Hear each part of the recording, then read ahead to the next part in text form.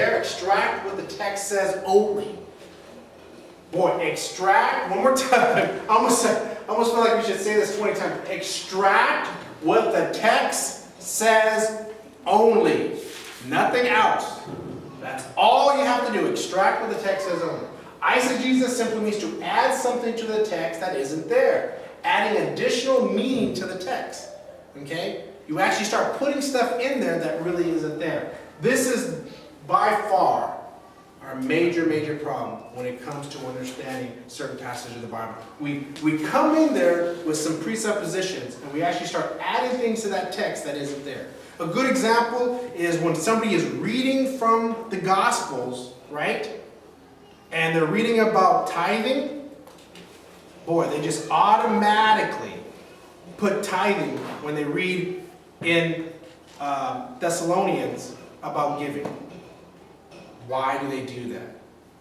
There's no reason. There's nowhere in Thessalonians that even mentioned tithing. They need money. Right?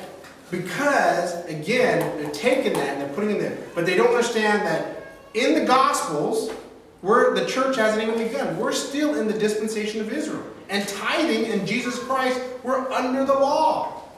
They were not under the law in Thessalonians. I think it was Thessalonians. We were on that passage. Okay, so parameters for exegesis. We looked at, there are some parameters, and this helps us out when we exegete a particular passage. The unity of meaning, Scripture interprets Scripture, the literal approach, the etymology, trying to get an understanding of the thing, comparative study of words, kind of using the plain sense method, and then tonight we're going to look at the grammatical structure. Okay? And the grammatical structure has to deal with the immediate context, the intermediate context, the remote context, the historical context, and the accommodating language. Okay? The Bible was written always in accommodating language. Does anybody know what that means when I say the Bible is written in accommodating language? For that current culture. Yeah, it was written for that particular culture. It wasn't written for 21st century believers. Okay? It was written for that particular culture. And then what we do is we can extract many of the principles and many of the commandments that are timeless from those things. And so there's many universal things that we can extract, but we also understand that a lot of times it's just referring to some accommodating language that the Bible uses that was particular for that. And the Bible is always written in accommodating language. It's not written in any type of mysterion or what we call mystery language. That's where the Gnosticism came in. They felt that there was some mystery in the Bible and that you could kind of allegorize and go deeper and find deeper meanings. And it would get almost kind of silly how far deep in layers we looked at. Remember, we even looked at some of the allegories. Okay, so let's go with our handout. Now that we're ready to begin our study, let's go with our handout. And we are on page, believe it or not, we are on page 9. So we're getting through this mini book here. Is that historical content or context? Historical content. You have context on the. Oh, you know what? You're probably, yeah, it's context. Typing error, sorry. Typing error, my fault. Historical context. Page are that? We are on page 9. We're going to have a little fun here. We're going to start at point 15 on point 9.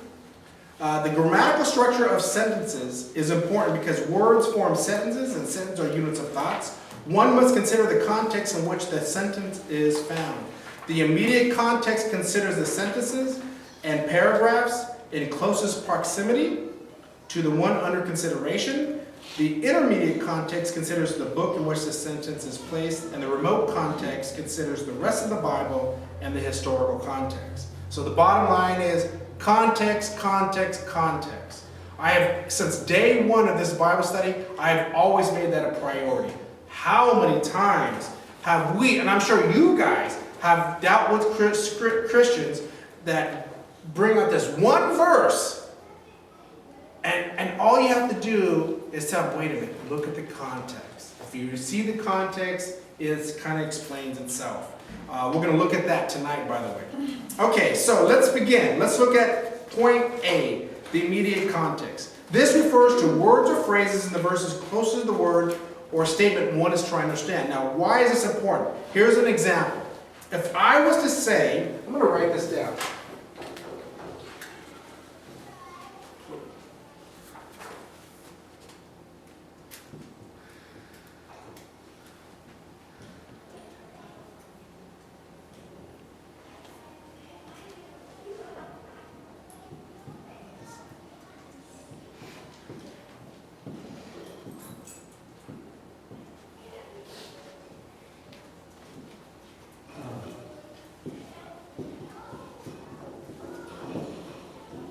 Okay, so here we go. I saw the biggest trunk I have ever seen in my life. What are we talking about as far as trunk? Okay? What do you think, if I was just to look at this passage and nothing else, what does trunk mean here? Or what can trunk mean here? Suitcase-like. Okay, could mean suitcase. Car. Tree. Tree. Oh man, you guys are good. Elephant. Okay. You're out on safari. I've ridden an elephant in context. Elephant. Anybody else think that, what else could that be? Suitcase, car, tree, elephant. What else do you think that might be? Someone's nose. A chest. Okay, chest, yeah. Alright. So as you can see, when you look at this verse, we could all be right in a way. As long as we stick to this verse, you could say, I saw a trunk, you're referring to a suitcase, I saw a tree, okay? And we walk away going, wow, that was good. And we walk away with one thinking he was referring to a tree and the other one referring to a chest. Oh. So, I have another waistline. waistline, there you go. Trunk. What? That's it, yeah. You look like a trunk. Okay?